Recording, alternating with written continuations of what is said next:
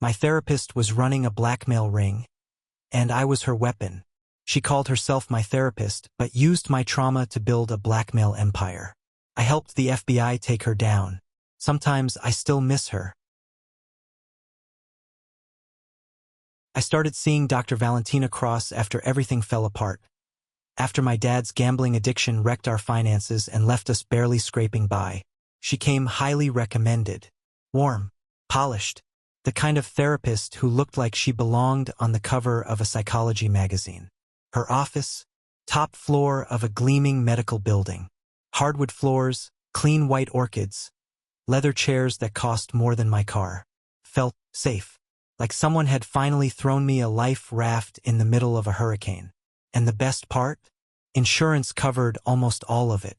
A miracle considering how broke we were. For 8 straight months, I sat across from her and poured out everything. My dad's debts, my mom's drinking binges, my brother's overdose, my own scars hidden under long sleeves, every ugly secret. And she listened. God, did she listen? Like she actually cared. She'd ask thoughtful questions in that soft, deliberate voice. Tell me more about your father's business partners. How does your mother act when he disappears for days at a time? I thought she was helping me untangle my trauma, but she was actually threading together a noose. I found out the truth at my cousin Alia's wedding of all places. I was in the hotel bathroom, fixing my makeup, when I heard 2 women chatting in the next stall. Did you see the Blackwoods? One whispered. They looked awful. Yeah, I heard they're being blackmailed. Someone's got recordings of the son talking about the dad's illegal gambling stuff, demanding like $2 million or else they go to the FBI. My heart stopped. Blackwood, that's my last name. I stumbled out of the stall like a ghost. Who could have known all that? There was only one person I told, and that was Dr. Cross. That night I did something reckless, something desperate. I broke into her office. It wasn't hard. The building had barely any security, and I'd memorized the keypad code from watching her enter it over and over. Her suite was tucked behind a maze of medical offices on the 4th floor. I crept inside, heart pounding in my throat, and opened her desk. What I found made my skin crawl. Dozens of USB drives, each one labeled with a patient's name and a few choice keywords. Mine? Blackwood. Gambling. Laundering. Family dysfunction. High value. There were drives for politicians, judges, wealthy business owners, all categorized like files in a criminal database. I sat down at her computer. It was still logged in. Emails, payment schedules, threat templates, a full spreadsheet tracking which families had paid, how much they owed, and who was still being worked on. She wasn't just illegally recording sessions. She was running a full-blown blackmail ring. I grabbed what I could, photos, downloads, anything, and got the hell out. The next morning I called her office. I won't be needing any more appointments, I told her receptionist. She sounded confused. Is everything all right? Dr. Cross asked me to schedule you for this week. I paused. Tell her. I know about the recordings. Silence. I'm sorry, what? She'll understand. I hung up. Then I drove straight to the FBI. Agent Morrison looked skeptical until I showed him the photos, the files, the evidence. His whole posture changed. We've been on to her for a while, he said quietly. But we needed someone inside. Thank you. That afternoon, they raided her office. News broke within hours. Headlines screamed it was the biggest psychotherapy blackmail operation in state history. 17 families had been extorted for anywhere between $50,000 and $5 million. And my testimony? It was key. I was the one who cracked the case. Yesterday, Dr. Cross was sentenced to 15 years in federal prison. But this morning, I got a package. No return address. Inside was one thing, a photograph. It showed me walking into the FBI building 6 months ago. On the back, someone had written, Dr. Cross had partners. We have your new address. Attached was a key. And a note. Storage Unit 247. Come alone or your family pays. I stared at that key for 20 minutes. Turned it over again and again, hoping it would somehow make sense. Just a basic storage key. Plastic tag. 247 etched into it. No company name, no clue which facility. But in our area, only 3 storage places it could be. My gut said to call Agent Morrison. He was the only person in law enforcement I halfway trusted. But those words echoed in my mind. Come alone or your family pays. We'd already moved twice since the trial. Changed names. Dad shut down the restaurant and started working construction.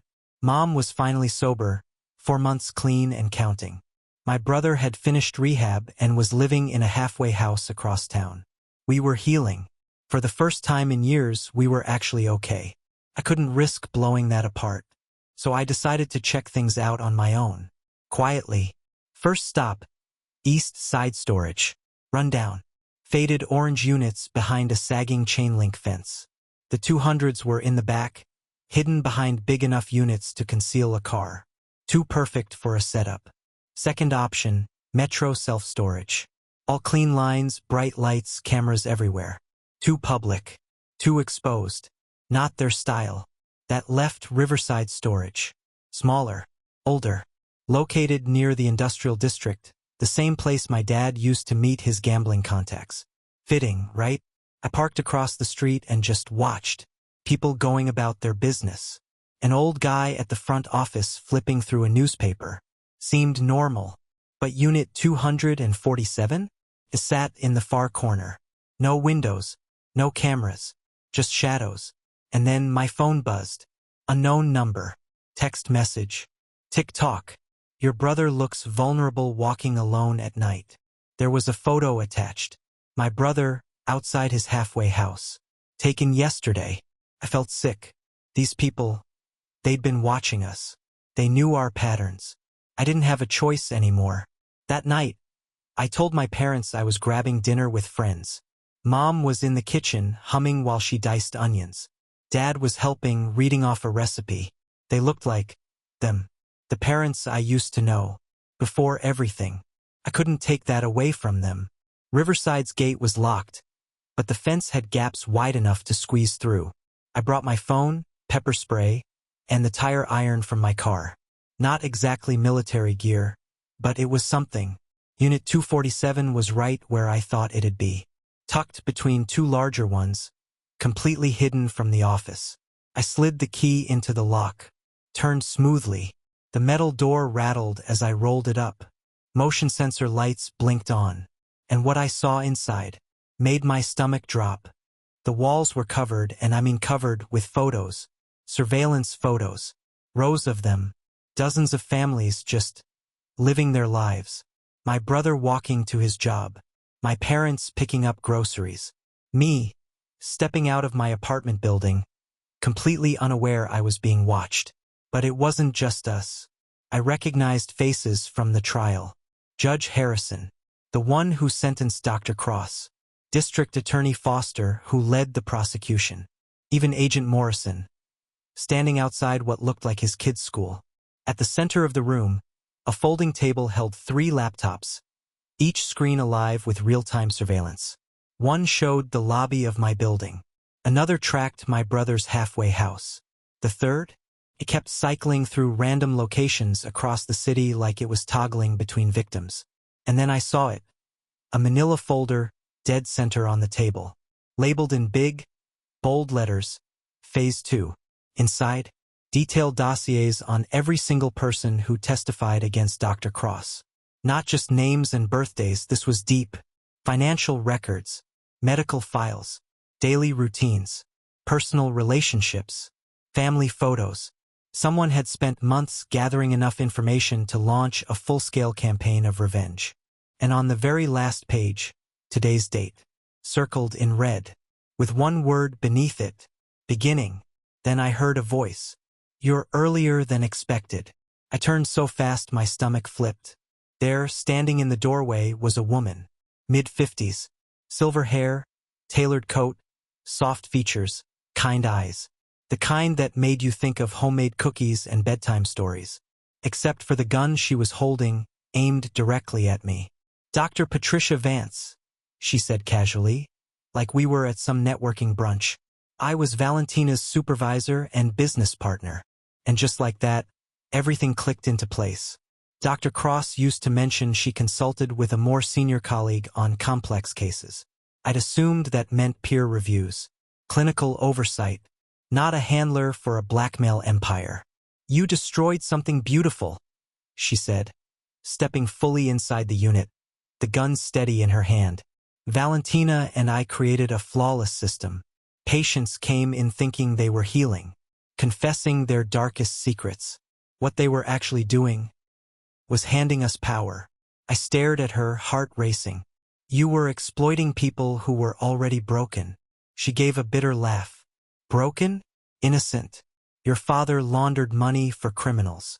Judge Harrison takes bribes. Foster has buried sexual assault cases to protect political donors. We weren't ruining lives. We were controlling dangerous people with blood on their hands. And that gives you the right to what? Be judge, jury, and executioner." She stepped closer, voice tightening. "I've spent 30 years watching men in suits destroy lives from behind closed doors. We were the only ones holding them accountable." I remembered something Agent Morrison said during the trial. "These people don't think they're criminals. They think they're vigilantes." I kept my voice calm. "So what now? You rebuild your empire and I'm supposed to help." "There's no rebuilding," she replied. "There's only continuation. I was always the architect. Valentina was the face. And she's in prison because you couldn't leave well enough alone." She pulled out a tablet and swiped to a live video feed. My parents, sitting on the couch, watching TV like it was any other night. "Here's how this works," she said coldly. "You're going to help me reestablish our network, starting with your family's cooperation. My family doesn't have anything you want." "Oh, but they do," she said, flipping to another screen. "Financial records, wire transfers, names I didn't recognize. Your father's debts connected him to all sorts of interesting people, loan sharks, mobsters, corrupt cops. Information we can sell to the highest bidder." I stared at the screen. Hundreds of thousands of dollars funneled through his restaurant. Transactions we never knew about. My father had been hiding a lot. Then my phone rang. Dr. Vance motioned for me to answer. I picked up, trying to keep my voice steady. "Hello." An eerie, distorted voice replied, "Is this the Blackwood residence? Who is this?" "Just someone watching your parents. Your mother's getting up now, checking the locks on the front door." Smart woman. I locked eyes with Dr. Vance. She mouthed two chilling words. "Phase 2. What do you want?" I asked. "Your cooperation," the voice said. "Dr. Vance will explain the terms. Follow them, or your family pays." Click. The line went dead. Dr. Vance tucked her gun away and pulled out a thick folder from behind one of the laptops. "Consider this your new job," she said, sliding it across the table. "You're going to contact our former clients. Many stopped paying after Valentina's arrest. They need a reminder that our operation is still thriving." She opened the folder, revealing a list of names I recognized: wealthy families, politicians, CEOs, every one of them blackmailed into silence. "You want me to threaten them?" "I want you to warn them," she said with a smile. "You've seen what happens to those who ignore us.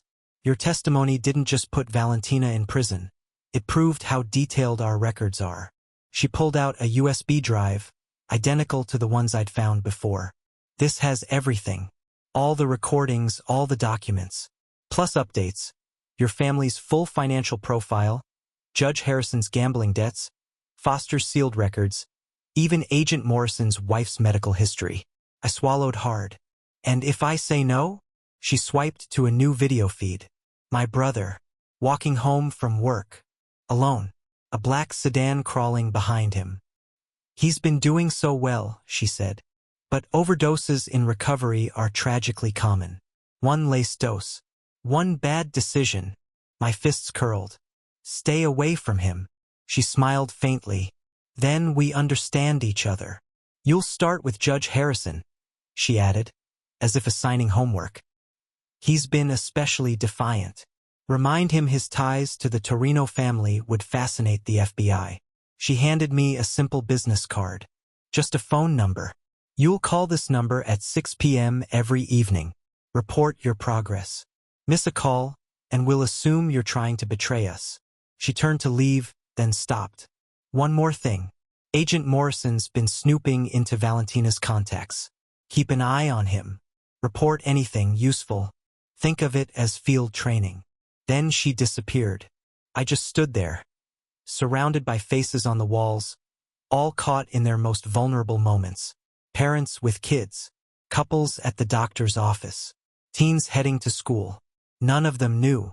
None of them had any idea how exposed they were. This wasn't justice. This wasn't accountability. This was a machine of control dressed up like righteousness. And if I didn't play my part, my family would pay the price. I wanted to call Agent Morrison, but those camera feeds, they were watching everything. They'd hear the call. They'd know. I was trapped.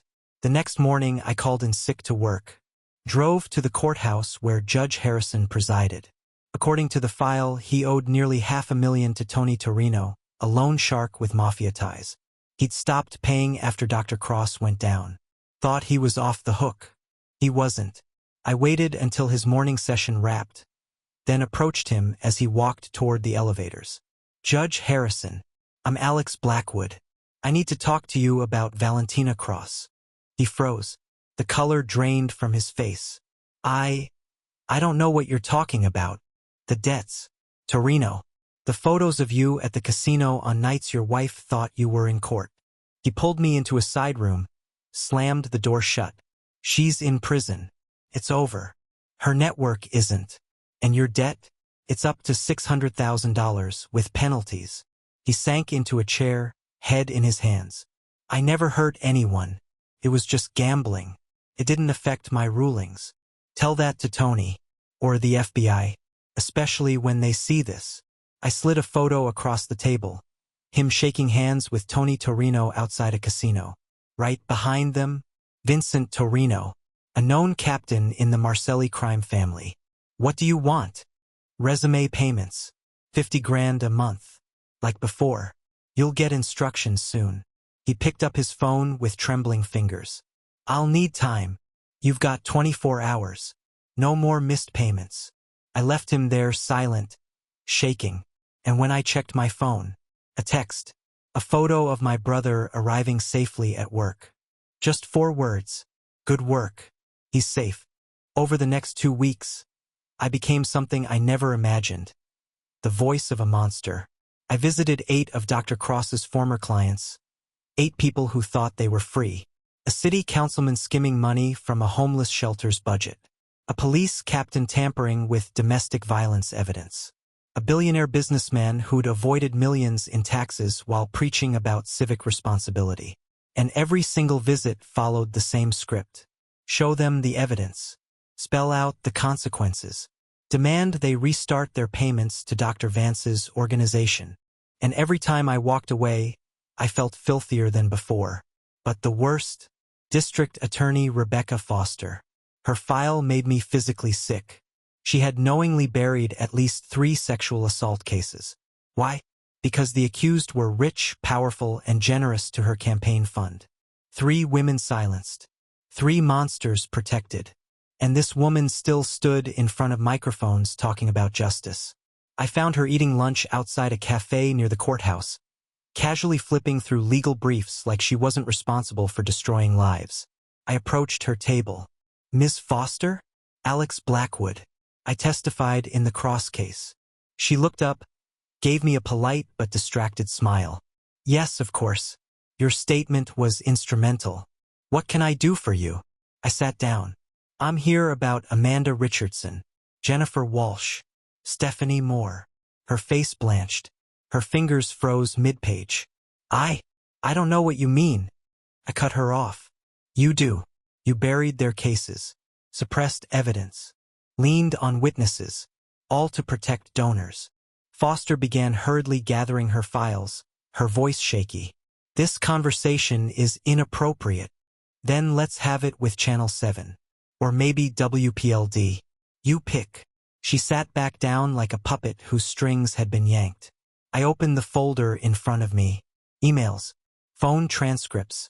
wire transfers from donors to her re-election campaign, perfectly timed to coincide with plea bargains and drop charges. Amanda was 19. Her attacker's family gave you $200,000. Jennifer was 23.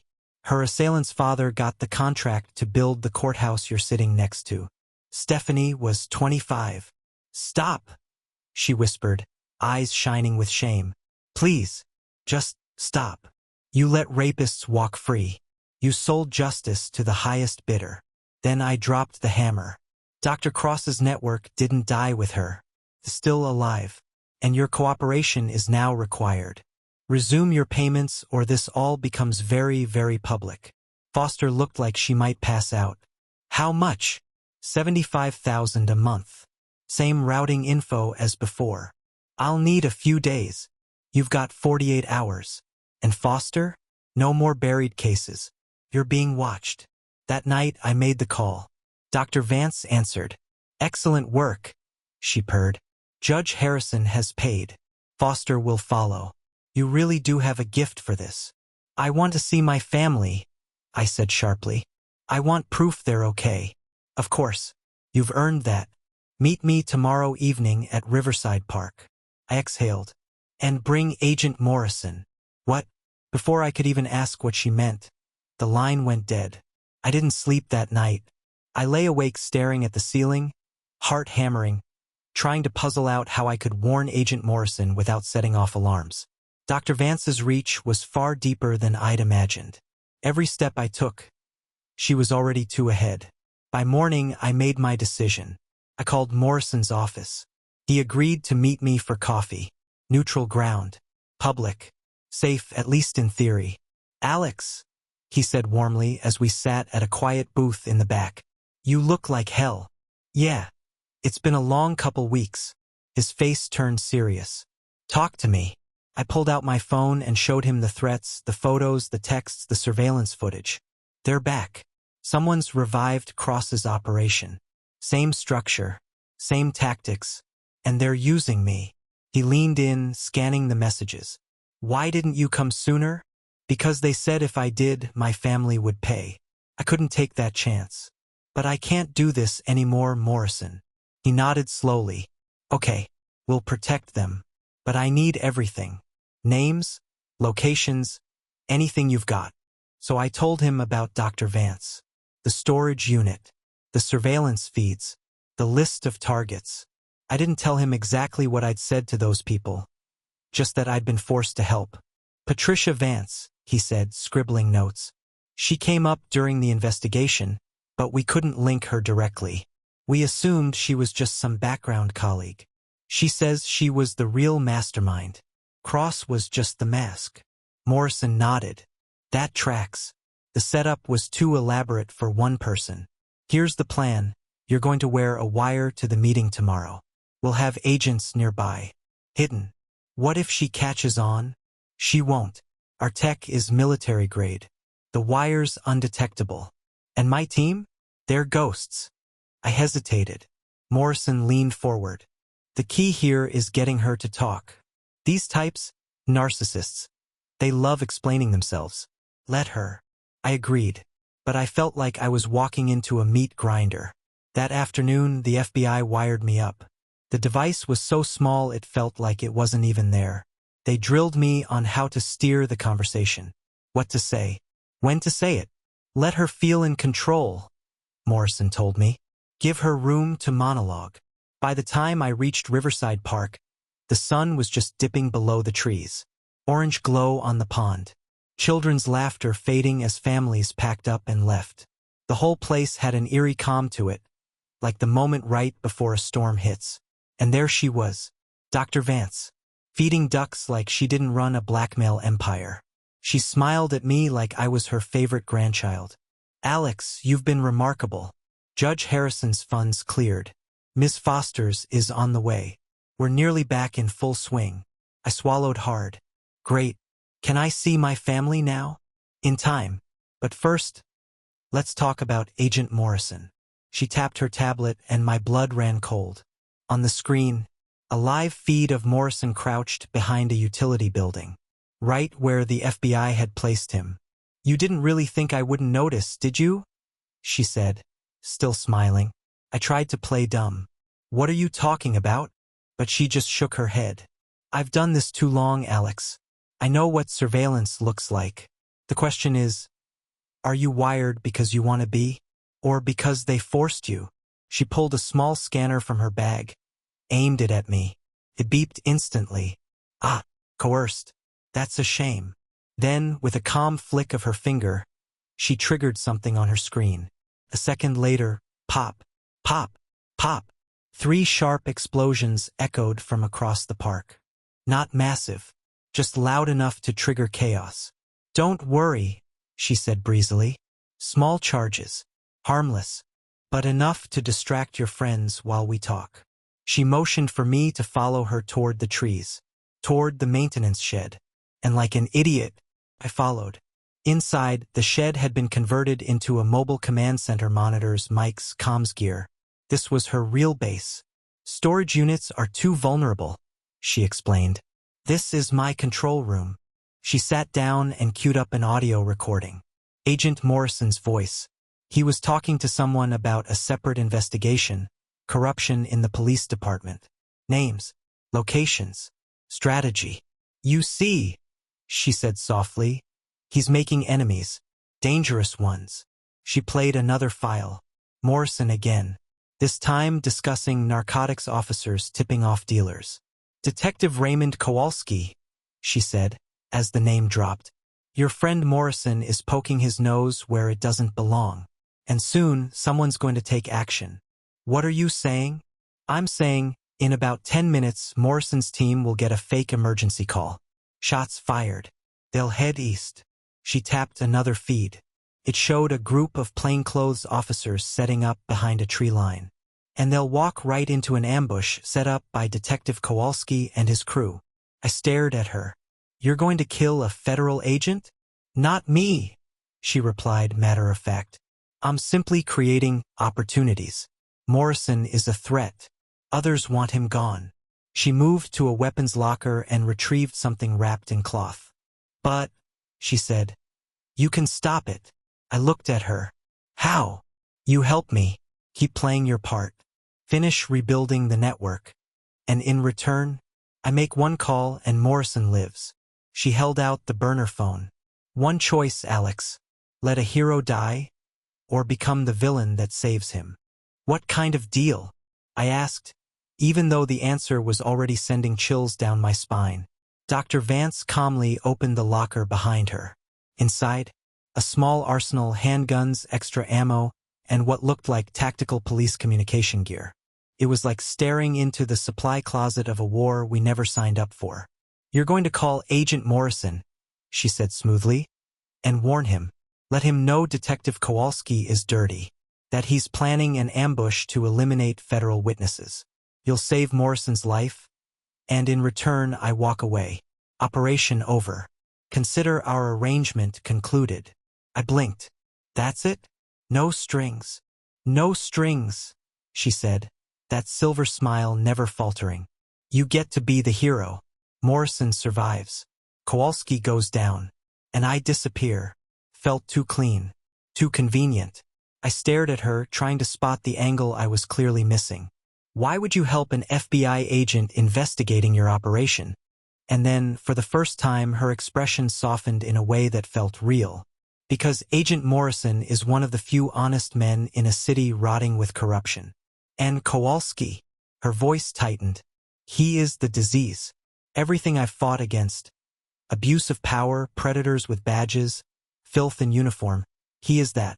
She handed me a phone. My operation was about leverage. Coercion. Yes. But it was used to control people who were hurting others. Morrison removes them the legal way. We're not enemies, Alex. We've been fighting the same war with different weapons. My hands were trembling as I took the phone. And my family? They'll be safe. She nodded. I have more than enough money to vanish forever. And enough dirt on the people we once controlled to make sure they never come looking. She checked her watch. You've got less than 2 minutes. Tick-tock. I didn't hesitate. I called Morrison. Alex? Where the hell are you? We lost eyes after the explosions. Listen carefully. No time to explain. Kowalski's dirty. He's setting up an ambush on the east side of the park. It's a trap. Come again. I got it from Dr. Vance. I know how it sounds, but she's not the enemy. At least, not today. She's targeting the same people you are. Silence.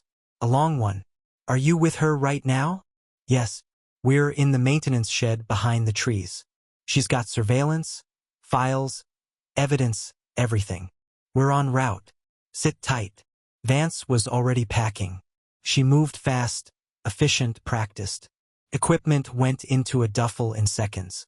Tell him, she said. Kowalski has 3 men with him, armed.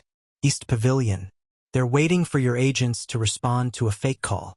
I repeated everything. Morrison didn't waste a second. He started barking orders, coordinating his team. Keep her there, he said. We'll secure the scene. But when I turned around, she was gone. The back door hung open. Tire tracks in the dirt. Nothing but silence. On the table, she'd left a single USB drive and a handwritten note. Everything Agent Morrison needs to clean up this city. Tell him I said thank you. 20 minutes later, it was over. Kowalski and his men were in custody. The drive? It was loaded. Bribes. Surveillance. Audio. Hard evidence connecting dozens of city officials, police officers, and business leaders to a tangled network of corruption and cover-ups. Morrison stared at the contents like it was the Rosetta Stone of his entire career. This is the most complete corruption file I've ever seen, he told me, shaking his head. She wasn't bluffing. She documented everything. She was building our case. We just didn't know it. What happens now? I asked. Now we burn it all down and rebuild it the right way. Over the next few months, it was like watching dominoes fall in slow motion. 37 arrests. 37. Judge Harrison. D.A. Foster. Kowalski. Others we hadn't even suspected. City Hall practically emptied itself out. The trials made national news. Millions in dirty money traced. Dozens of victims finally got a chance to tell their stories. And my family? We were left alone. No more threats. No strange packages.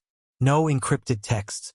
Dad found steady work in construction, real, legal construction, and hasn't touched a bet in 8 months. Mom finished rehab. She even started volunteering at the recovery center where she'd first checked in. My brother completed his halfway program. He's living on his own now. He's in community college, studying business. We never talk about what happened. Some wounds don't heal with words. But then, a week ago, something unexpected arrived. Postcard. No return address. Just a photo of a beach in Costa Rica. Beautiful. Peaceful. No message. Just a tiny hand-drawn flower in the corner. The same doodle Dr. Vance used to sketch while we spoke in the storage unit. I didn't need words. That was her goodbye. Morrison was promoted. He now leads a federal task force on public corruption. His investigation into the Cross/Vance network became the blueprint for similar cleanups across the country. As for me, I went back to therapy, real therapy this time. Morrison recommended someone personally. A trauma expert. FBI vetted. No hidden cameras. No hidden agendas. It's been slow, but I'm sleeping again. A few days ago, I testified before a grand jury investigating the deeper roots of the corruption Vance had uncovered. The prosecutor told me I was one of the most important witnesses they'd had. When it ended, I stepped outside the courthouse and just breathed. And for the first time in years, it didn't feel like I was waiting for the next blow. Felt like hope. Real hope. Not blackmail. Not leverage. Not threats disguised as justice. Actual, legal, accountable justice. On the drive home, I couldn't help thinking of all the lives destroyed by the people Vance had been tracking. Judge Harrison letting violent offenders walk, Foster covering up sexual assaults, Kowalski shielding drug dealers while families buried their kids. Vance had chosen real villains. But her methods? They were criminal, too. The second she pointed that gun at me and threatened my brother, she crossed a line. The same line she claimed to be defending. And yet, her files are putting monsters behind bars. It's hard to know how to feel about someone like her. The truth is, this world doesn't split cleanly into good and evil. Heroes and villains? That's a comic book fantasy. Out here, in the real world, things blur. People blur. Sometimes the person fighting injustice becomes unjust. And sometimes the system that claims to protect you is the very thing you need protecting from. What matters is what we choose. Who we become. That night, I got home and found my parents laughing over dinner prep. My brother called to tell us he got a promotion at work. For the first time in a long time, we felt normal. So I tossed Vance's postcard into the trash without flipping it over. Some stories don't need sequels. 3 months later, I was at work when I got a call from Agent Morrison. "Alex," he said, "you'll want to hear this. Is it about her?" Indirectly, the Costa Rican government contacted us. Someone made a $1 million anonymous donation to their wildlife protection program. Okay. They asked that a new preserve be named the Valentina Cross Memorial Wildlife Sanctuary. My stomach dropped. Wait, Dr. Cross is alive. She's in federal prison, serving 15 years, Morrison replied. So this was Vance. He paused. There's more. At the coordinates listed on the donation paperwork, Costa Rican officials found a buried cache of documents. More evidence. Ties to organized crime. Hidden accounts. Bribery trails. She was still at it. Even in exile. Do we thank her? Or worry she's still playing puppet master? Morrison sighed. I think Vance saw a broken system and decided she couldn't wait for it to fix itself. But once you start deciding which rules to follow and which ones to break, it becomes easy to lose the line completely. I nodded, even though he couldn't see me. I don't think she's evil, I said. But I know she hurt people. Exactly. You can't terrorize innocents and still call yourself righteous. After we hung up, I sat there thinking about everything. Dr. Vance had pulled me into her world so easily. A few threats, a little fear, and I was delivering blackmail demands like a trained enforcer. I became part of what I hated. Even if her evidence saved lives, the way she got it left a trail of damage. And I've learned something. Justice isn't just about outcomes, it's about the means. The moment we forget that, we risk becoming the very thing we're fighting. That realization has haunted me ever since. In therapy, we've been unpacking everything, how trauma, fear, and desperation can twist even well-meaning people into doing unthinkable things. My therapist keeps reminding me, being coerced into a crime doesn't make you a criminal. But it does mean you carry the responsibility of never letting it happen again. And healing? It starts with honesty. Owning what was done to me, and what I did to others under pressure. Last month, I sat down and wrote letters. 1 to Judge Harrison, 1 to DA Foster, and 6 others to people I'd threatened on Dr. Vance's behalf. I didn't apologize for exposing their crimes. Those truths needed daylight. But I did apologize for the fear I caused. The late-night calls, the veiled threats, the way I delivered justice wrapped in intimidation. Most never replied, and I understood. But Judge Harrison did. His letter was short. Your threats terrified me, but they also forced me to confront what I'd become. I've joined Gamblers Anonymous. I'm cooperating fully with the feds. Thank you for giving me the push I didn't know I needed. Even if your methods were wrong. It was the first time someone admitted that right and wrong can coexist inside the same story. 6 months after the whole wildlife sanctuary incident, Agent Morrison called me one last time. We're closing the file on Vance, he said. Costa Rican officials confirmed it. She died in a hiking accident 3 weeks ago. Fell off a cliff inside the sanctuary she funded. I went still. Are you sure it was an accident? All signs say yes, Morrison replied. She had field guides with her. Expensive wildlife camera gear. They think she slipped while documenting a rare bird species. He paused, then added, almost softly, it's kind of poetic, don't you think? She spent her life fighting predators. And in the end, she died trying to protect something fragile. Maybe he was right. In her mind, Dr. Vance had always seen herself as a force against predation. And if she was going to choose an ending, maybe that was the one she'd have picked. After her death, her estate was processed. She left behind nearly $50 million. Almost all of it, blackmail money, dirty cash turned into donations for anti-corruption NGOs, wildlife preservation programs, public defense reform. Her final legacy was part revolution, part redemption. But it came at a price. When Morrison ended the call, I realized something strange. I felt relief. For the first time in what felt like forever, I wasn't checking shadows. I wasn't bracing for another envelope. She was gone. Really gone. And yet, I couldn't stop thinking about her impact. Her evidence reshaped our city. Police reform bills, judicial oversight, political resignations. Her files ignited a fire under the system that no one could ignore. Victims who were once dismissed finally had their day in court. But behind every court win was another family, like mine, rebuilding from emotional rubble. Families who hadn't committed the crimes but were still scarred by the fallout. Kids who watched their parents unravel. Spouses who lost everything overnight. Was it worth it? I honestly don't know. What I do know is this. The legal system isn't perfect, but it exists for a reason. Due process, public trials, proportional justice. Vance bypassed all of that in her quest for speed and certainty. She got results, but left scorched earth in her wake. And now, a year to the day after Dr. Cross was sentenced. After Dr. Vance first pulled me into her world, we marked the anniversary. Not as a celebration, but as a kind of reckoning. My family had dinner together.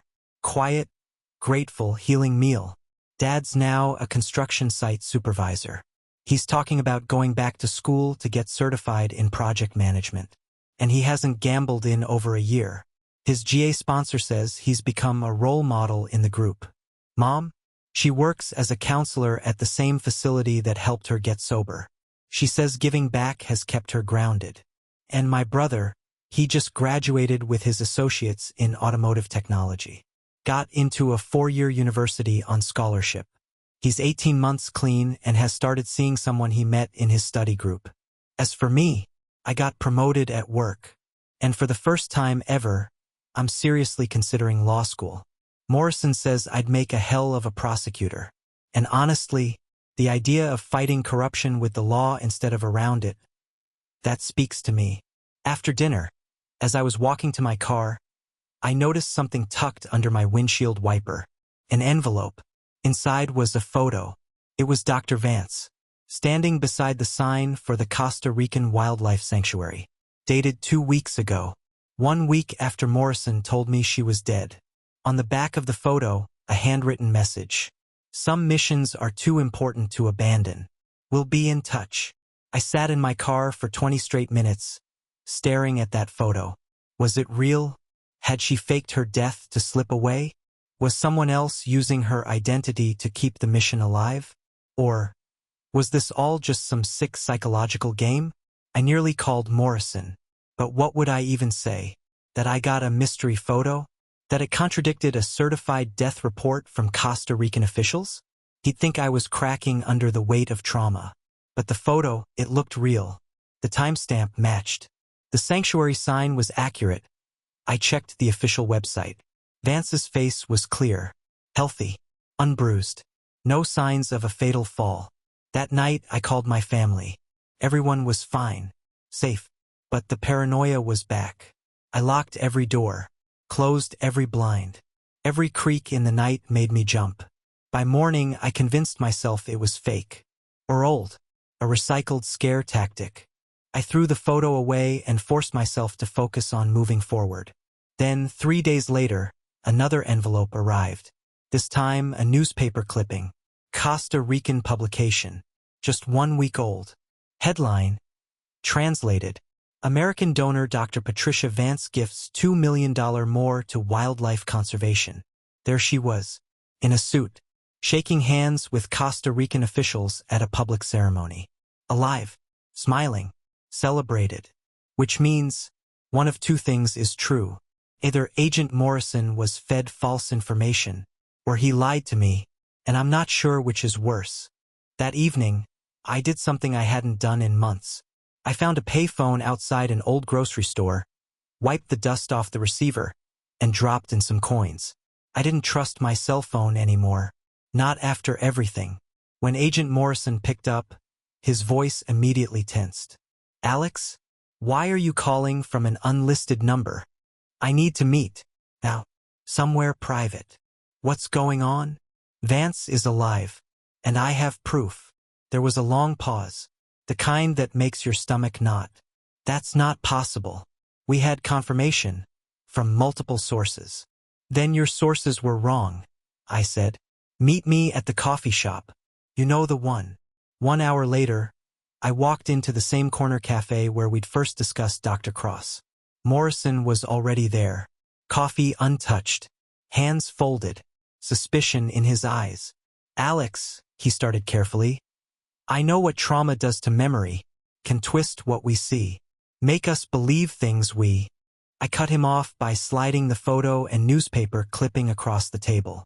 He picked them up slowly, and I watched his entire expression change. "Where did you get these?"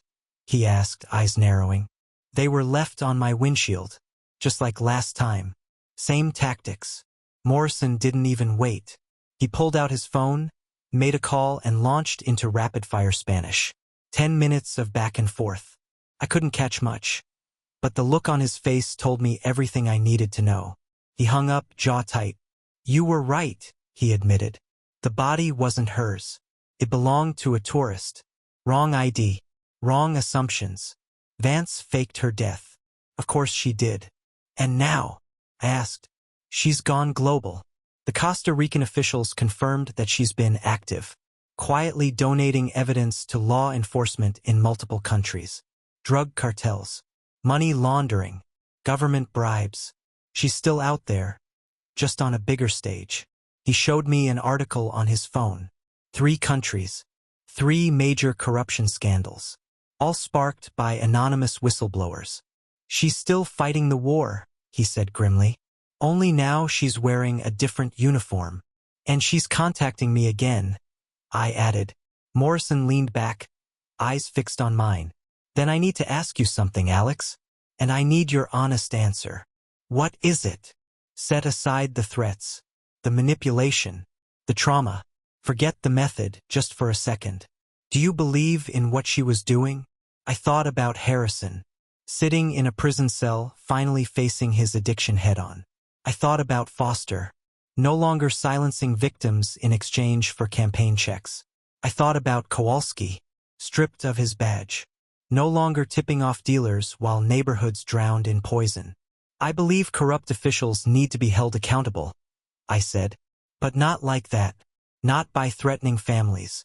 Not by skipping due process." Morrison nodded.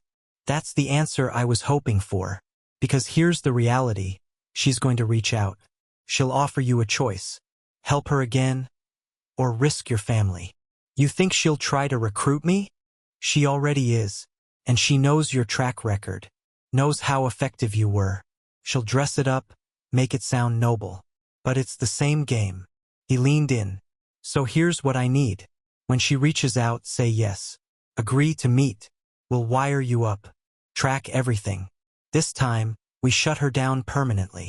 You want me to go undercover. I want you to help us stop a criminal who's gotten very good at pretending she's a savior." I agreed. But inside, every cell in my body was screaming. For a week, I waited, watched every shadow, jumped every time my phone buzzed. And then it came. But not like before. No threats, no photos, no ominous voice on the line. Instead, I received a package, official looking, from a law firm in Costa Rica. Inside, a job offer. No, seriously, a job. Bilingual document, professionally formatted, offering me a position as International Coordinator for Anti-Corruption Documentation. Salary, $200,000 a year, plus expenses. Travel covered. The role?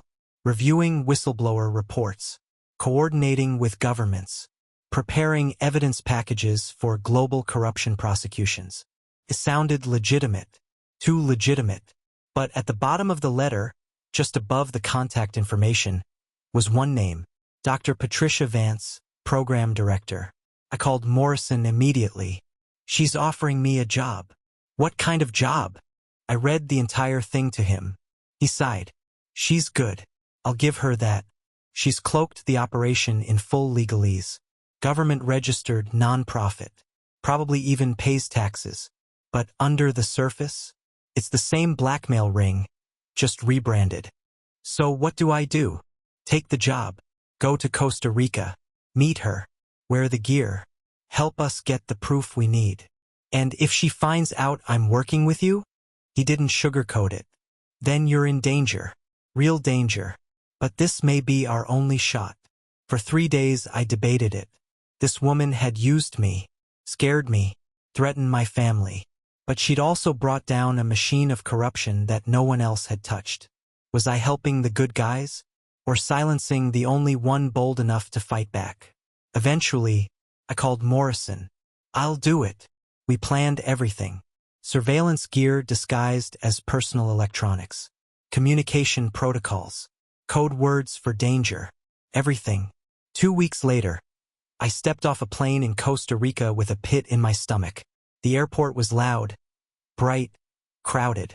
But there she was, waiting by the terminal exit. Dr. Patricia Vance, smiling like we were old friends, like we hadn't just spent the last year locked in a psychological war. Alex, she said warmly, hugging me, welcome to paradise. She led me to a sleek black SUV and handed me a chilled water bottle, chatting like we were colleagues, like none of it had happened. We've expanded far beyond what Valentina and I ever imagined, she said as we drove. 7 countries, over 200 convictions, drug traffickers, politicians, corrupt bankers gone. How do you manage all that? I asked, recording every word through the wire stitched into my collar. We have boots on the ground, she said. People like you. People who've seen the system fail and want to fix it. She took me to a colonial-style building tucked in the hills above San Jose. Lush gardens. A gold plaque on the door. Central American Institute for Government Accountability. Inside, an actual office. Cubicles. Staff. Legal teams reviewing documents. Analysts highlighting money trails. It looked legitimate. Felt legitimate. This is our analysis wing, she said, waving her hand. Every tip we receive goes through strict authentication. Nothing gets passed to law enforcement unless it's fully verified. It was surreal and unsettling because it was so convincing. What about the blackmail? I asked quietly. She frowned, as if I'd insulted her. Alex, that was survival. Emergency protocol. We don't use those methods anymore. And the threats. I regret them, she said, looking me in the eyes. But desperate times call for desperate measures. Once this institute was established, I left that version of myself behind. She led me to her office. Diplomas, press photos, a framed letter from a UN official praising her evidence work. I know you have questions, she said, and I know you're wary, but this is who I am now. I looked around, and I asked myself, was she telling the truth? Or had she just gotten better at hiding the lie? Dr. Vance sat behind her polished mahogany desk, the very picture of calm authority, and slid a thick folder across the surface. This, she said, tapping it with manicured fingers, is what I'm offering you, a real position, in a real organization, one that fights corruption the right way. No threats, no blackmail, no innocent collateral. She flipped it open. Inside, case studies, dozens of them, each one outlining how their investigative work had helped convict corrupt officials. Paper trails, testimonies, prosecution summaries, one after the other, clean, legal, official. Every individual we helped put away, she said, was harming people, families, communities, and every shred of evidence we submitted, obtained legally, verified, shared directly with law enforcement. I spent the rest of that day touring her facility again. More in-depth this time, meeting teams, talking with analysts, shadowing investigators. And the strange thing, everyone I spoke with seemed sincere, like genuinely devoted to the mission, passionate, even. They weren't faking it. These weren't hardened operatives running a shadow operation. They were researchers, activists, legal experts. Her organization had been recognized by international watchdog groups. It had awards, official recognition, government partnerships. If you didn't know any better, it looked squeaky clean. If I hadn't known what I knew, I might have believed it, but I did know better, because Morrison's warning kept echoing in my head. People like Vance know how to play the long game. They build perfect-looking houses with skeletons in the foundation. That night, back at my hotel, I activated the surveillance rig Morrison had provided. The mic was hidden in a charger. The camera was embedded in my glasses case. I recorded everything I'd seen, every detail. Nothing looked illegal yet, but that was just day one. Over the next week, I embedded myself even deeper into the organization. And what I saw, it looked legitimate. Tips came in through whistleblower hotlines. Volunteers reported suspicious government activity. Staff dug through public records, followed legal procedures, interviewed witnesses, compiled airtight cases. And they handed those cases off to real prosecutors. I watched 2 of those cases go to trial. Both resulted in convictions. There were no threats, no shady late-night meetings, no hush money. If this was a cover operation, it was the most convincing one I'd ever seen. But then on day 8, everything changed. I was working late in their document archives, reviewing case files in a back storage room I hadn't seen before.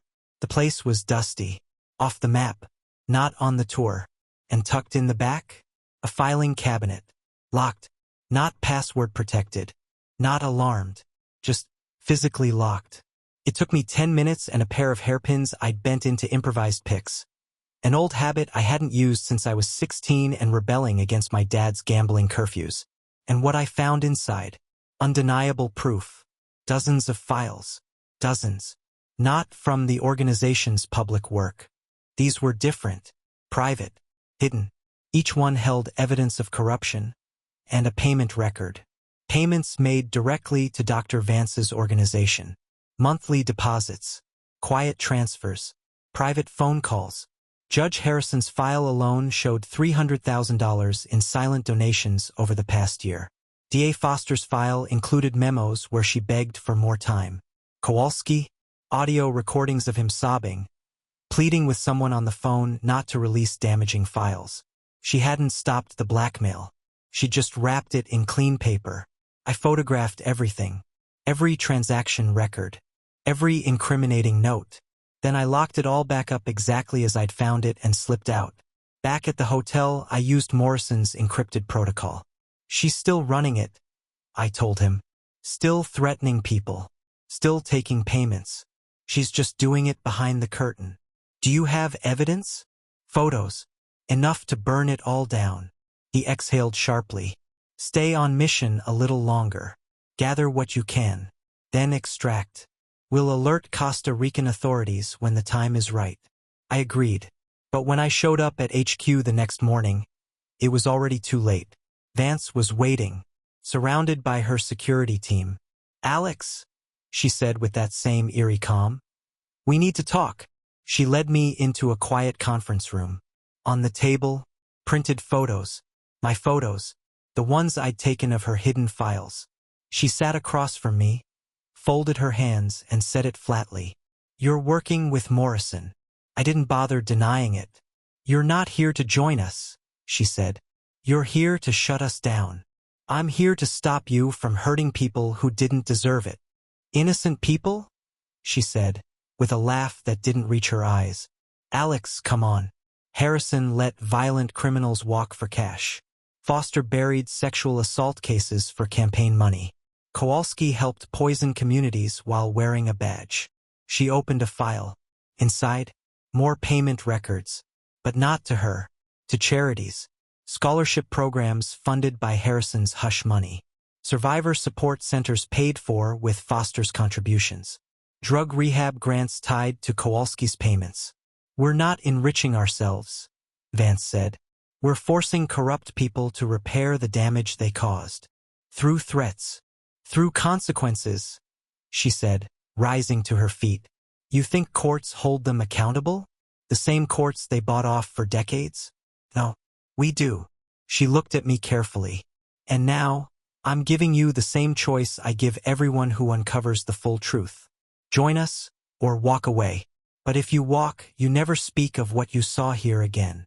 And if I expose you, then you'll destroy an organization that's helped hundreds of victims and punished dozens of predators the legal system ignored. She walked to the window, staring out at the busy office below. Those people down there? They're not villains. They're investigators, researchers, survivors. They're changing the world, Alex. I stood in silence, staring down at the very team I'd come to trust. And part of me wanted to believe her. This operation, it's perfectly balanced, she said. The funds from Blackmail pay for the legal work. The punishments are tailored to the crime. The only people who suffer are the ones who deserve it. It's still illegal. So was hiding Jews during World War II. So was sheltering escaped slaves. So is whistleblowing in authoritarian states. She looked at me, serious now. Sometimes the law protects the wrong people. And when that happens, justice demands action. That night, I called Morrison. She's still blackmailing officials, I told him. But the money's going to real causes. Rehabilitation, restitution, reform. It's complicated. Complicated doesn't make it legal, he said. And it doesn't make it right. Blackmail is a crime, no matter the cause. But what if her cause is the only thing that's working? Then we fix the system, Alex. We don't let people like her run around rewriting justice in their own image. He paused. I need to know you're still committed to testifying. I thought about my brother, clean, sober, thriving because of the hell we were forced to confront. I thought about the victims who finally got a day in court. And I thought about Vance. And the choice she'd offered me. I'll testify, I said. But I want it on record that her methods may have been wrong, but her results were what our system should have delivered in the first place. That's not legally relevant, Morrison replied. No, I said, but it is morally relevant. 3 weeks later, it all came crashing down. Costa Rican authorities, working hand in hand with the FBI, stormed Dr. Vance's headquarters in what Agent Morrison later described as one of the most complex international takedowns of his career. I wasn't there when it happened, but I didn't need to be. The fallout reached across borders like wildfire. Dozens of employees were questioned, files seized, servers copied. And Dr. Vance? She didn't resist. She surrendered without a fight. She even gave them access to everything, her records, her contacts, her archives. And she made one final request, that her team be allowed to continue the organization's legitimate work under new leadership. And then came the storm. The media ate it alive. Headlines exploded across the globe, asking the same impossible question. Was she a criminal mastermind? Or a revolutionary? Was she a vigilante terrorist? Or a modern Robin Hood? They aired side-by-side montages of two Dr. Vances. One terrifying blackmailers into silence, the other donating millions to victim restitution and corruption reform. Protests broke out in Costa Rica, some demanding her extradition to the U.S., others defending her as a warrior for justice. It was chaos. It was complicated. And through it all, I was flown back to D.C. under federal protection. To testify, I sat in front of a grand jury and told them everything. How she'd manipulated me, threatened my family, recruited me, trained me, used me. How she'd wrapped a criminal empire in the language of righteousness and nearly convinced the world it was clean. And when I finished, one of the jurors asked me something simple. Do you believe she should go to prison? I sat there in silence for a long moment. Then I said the only thing I knew to be true. Yes, because no one should have the power to decide who deserves justice outside the legal system. Not even someone who's right. The jury handed down an indictment. Dr. Vance was extradited to the United States and charged with a long list of federal crimes. Extortion, wire fraud, obstruction, running a transnational criminal enterprise. Her trial was something out of a movie. The defense leaned hard on her reputation as a humanitarian. They showed videos of people thanking her organization for helping them. Played audio of her instructing staff to follow legal procedures. She didn't profit, they said. She protected. The prosecution didn't flinch. They presented the threats, the surveillance, the anonymous photos. They played my testimony, the key moment. When I described opening an envelope and seeing a photo of my brother with a note that said, "Come alone, or your family pays." I told the court, that wasn't justice. That was terrorism dressed in purpose. Dr. Vance never looked angry, never lost her composure. She sat through the trial with an eerie calm, like she'd already accepted whatever came next. In the end, the jury found her guilty on all counts. At sentencing, the judge acknowledged the impossible duality of her impact. You did real good in the world, Dr. Vance. But the methods you chose betrayed the very values you claimed to uphold. You made yourself judge, jury, and executioner, and that cannot be allowed in a nation of laws. She was sentenced to 20 years in federal prison, eligible for parole in 10. Her organization, it was seized and restructured under UN oversight. The work continued, but this time with transparency, accountability, and no more secrets buried in locked cabinets. As for me, I went home. My family met me at the airport. No words, just hugs, just relief. We've stopped living in fear. But we don't pretend we're healed. We talk about it when we need to. We lean on each other. We keep going. And then, a few months later, I got a letter from federal prison. The handwriting was unmistakable. Dr. Vance. Dear Alex, I hope you're well. I understand that you testified truthfully, and I hold no resentment. You were always more principled than I was. That's why I trusted you, even if it meant dismantling me to do it. Some missions are bigger than the people who lead them. If my conviction helps shape future anti-corruption efforts that are transparent and legal, then my time here was not wasted.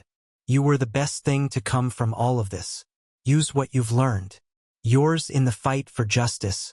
Dr. Patricia Vance.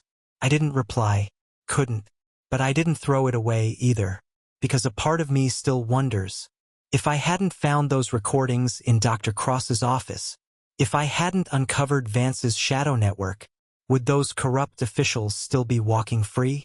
Would my family have ever faced our demons?